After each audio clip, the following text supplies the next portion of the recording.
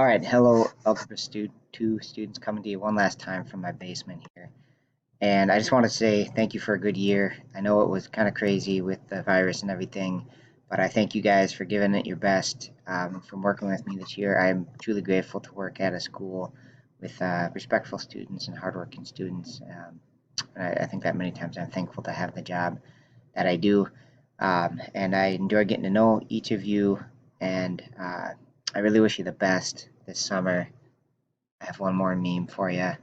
Uh, yeah, so you guys are all done. All that's left for today is that survey. I do very much appreciate learning from you guys, hearing what you have to think about my teaching. I think you guys know more than the principals or more than anyone else because you've sat through tons of my lessons and tons of bad jokes. So if you can take time to fill out the survey, it'll take just about 5 minutes today.